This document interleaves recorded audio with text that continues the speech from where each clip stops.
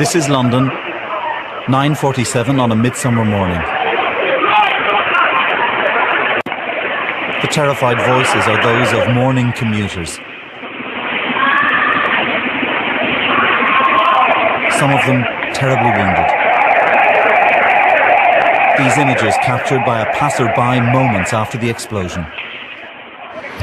I probably saw maybe 20 people lying on the floor, not moving, and then lots of people like myself. So I looked out my window, and there were people screaming. All the front of the building had been, or the glass had been blown in. I looked out another window which was facing the bus, and there was a lot of smoke and some bodies, and the roof had been torn off the top of the bus, and I only looked for a couple of seconds, and then everyone started screaming, and we got out as quickly as we could.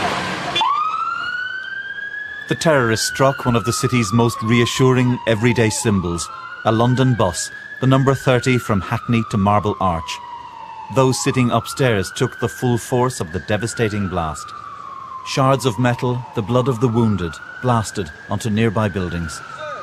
Shrapnel scarring the headquarters of the British Medical Association. Cars abandoned in the panic-stricken aftermath. What many remember is the extraordinary noise of the blast, rising above the noise of rush hour. It was probably one of the worst noises I've ever heard in my life. Your gut drops when you hear it. It was the loudest boom ever. It literally sounded like two trains colliding. As some of the wounded were ferried away, doctors at the scene set up a field hospital to treat others. I worked in casualty for 6 months, but this is like having 6 months of casualty in 3 hours. Every injury you can think of, every serious injury I've ever seen over a long period of time, you saw within a few hours. As the day wore on, police brought in sniffer dogs to check for further devices. They were followed by forensic experts, sifting slowly through the debris. After the terror, the hunt begins for clues as to who might be responsible.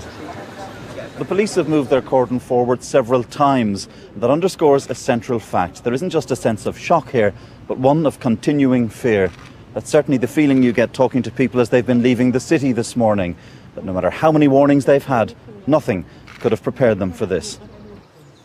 Tonight, one of the doctors who'd struggled to help the injured came back to the scene. Haunted forever, he told me, by the image of a young woman dying in a colleague's arms. I've seen so many dead people, but this is something. And then I thought, what the ordinary people will be thinking when I can feel the after effect of this carnage, what the ordinary people, lay people will feel about that. The attack on bus number 30 was an act of terror with one aim, to strike at the familiar, the routine, at what is secure in a city's life. Fergal Keane, BBC News, Tavistock Square.